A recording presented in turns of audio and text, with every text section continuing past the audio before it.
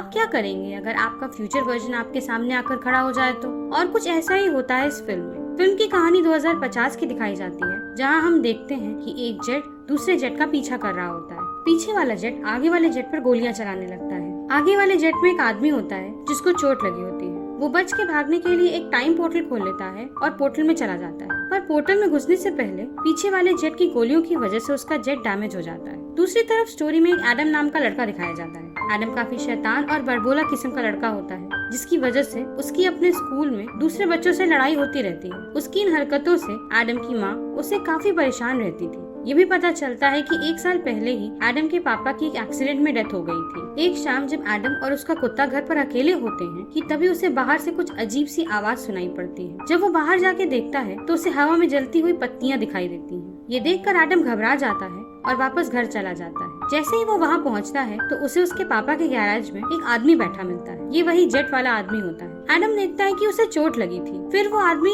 Adam के घर में चला जाता है और अपनी चोट का इलाज करता है। एडम देखता है कि उस आदमी को उसका और उसके कुत्ते दोनों का नाम पता था। उसे घर में कौन सी चीज कहाँ है ये भी पता होता है। उसके और उस आदमी के चेहरे पर एक ही जैसे स्टिचेस के निशान थे। ये सब चीजें देखते हुए एडम को ये समझ आ जाता है कि वो आदमी फ्यूचर से आया एडम ही है। अगले सीन में दिखाया जाता है कि बड़ा एडम छोटे एडम को अपने जेट के पास ले जाता है। बड़ा एडम अपने जेट को एक्सेस करने की कोशिश करता है, लेकिन वो एक्सेस नहीं कर पा रहा। वो छोटे एडम को बताता है कि उसका जेट उसके डीएनए से लिंक्ड है, लेकिन चोट लगे होने के कारण जेट उसे अपने आप को एक्सेस नहीं करने देगा। चूँकि छोटे एडम का और उसका डीएनए सेम है, इसलिए छोटे एडम के फिंगरप्रिंट की मदद से वो जेट एक्सेस कर लेता है। बड़ा एडम जेट को रिपेयर मोड पे डाल देता है और छोटे एडम को बताता है कि जब तक मेरी चोट ठीक नहीं हो जाती है, जेट मुझे उसे एक्सेस नहीं करने देगा। अगली सुबह बड़ा एडम बोलता है कि उसको अपनी चोट के लिए ड्रग स्टोर से दवा लानी होगी, बट उसके पास बस पायलट सूट होता है। तब छोटा एडम उसे अपने पापा के कपड़े देता है और दोनों एडम मार्केट जाते हैं। मार्केट में बड़ा एडम छोटे एडम को बताता है कि वो किसी को बचाने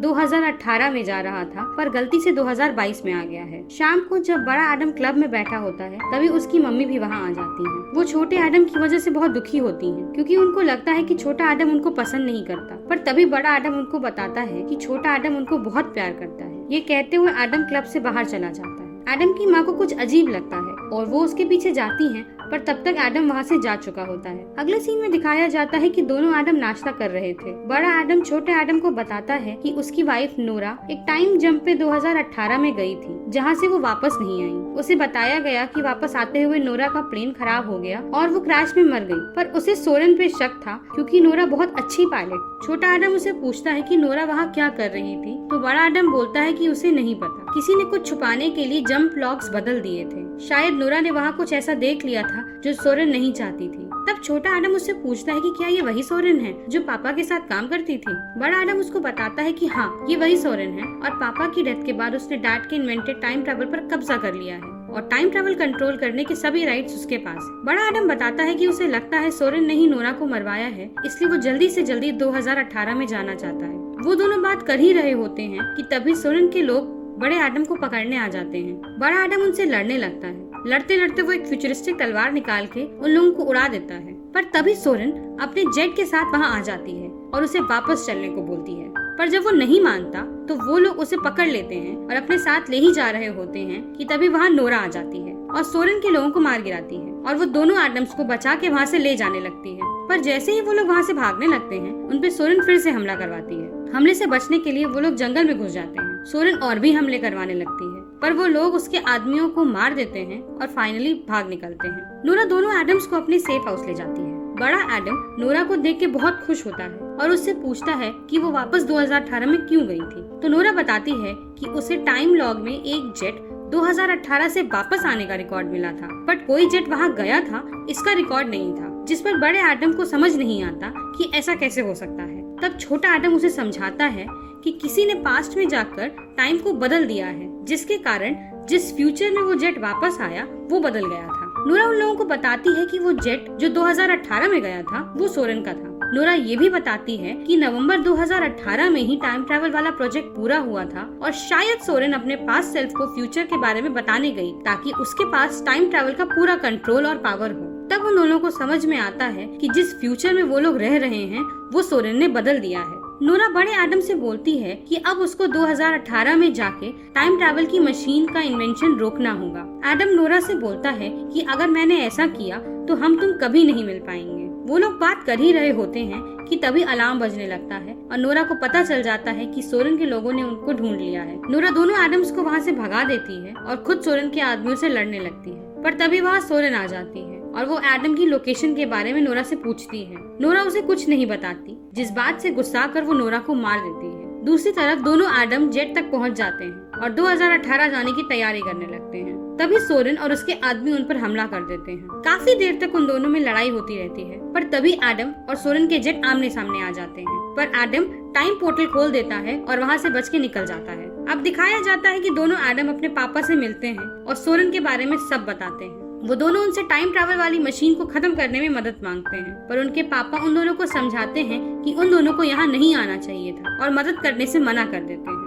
अगले सीन में दिखाया जाता है कि दोनों एडम टाइम मशीन को तबाह करने के लिए सोरेन की बिल्डिंग के पास पहुंच जाते हैं। जैसा ही बड़ा एडम बिल्डिंग में घुसने लगता है, उस पर सोरेन के लोग हमला करने लगते हैं, पर छोटा एडम ड्रोन से बड़े एडम की मदद करता है। अब दिखाया जाता है कि गाड़ी बड़े एडम की तरफ बड़ी तेजी से आ रही थी और उसे उड़ाने ही वाली थी कि तभी एडम के पापा आके उसे बचा लेते हैं। एडम के पापा एडम को बताते हैं कि टाइम ट्रैवल की मशीन को तबाह करने से कुछ नहीं होगा, वो सोरेन दोबारा बना सकती है। टाइम ट्रैवल को रोकने के लिए उसे रिएक्टर के मैग्नेटिक कोर में लगी हार्ड ड्राइव को तबाह करना होगा, क्योंकि उस हार्ड ड्राइव में ही उनका बनाया हुआ एल्गोरिथम है जो या तो उनके दिमाग में है या फिर उस हार्ड ड्राइव में। बड़ा एडम और उसके डैड रिएक्टर तक पहुंच जाते हैं और उस हार्ड ड्राइव को मैग्नेटिक कोर से निकाल देते हैं, पर तभी वहाँ फ्यूचर और प्रेजेंट दोनों सोरेन अपने गार्ड्स के साथ आ जाती हैं और एडम से हार्ड ड्राइव वापस देने को बोलती हैं, पर एडम ड्राइव देने से मना कर देता है। अब फ्यूचर की सोरेन छोटे एडम को पकड़ लेती है और उसके सर पर बंदूक लगा देती है। वो फिर से एडम से बोलती है कि हार्ड ड्राइव उसे वापस दे दे। तभी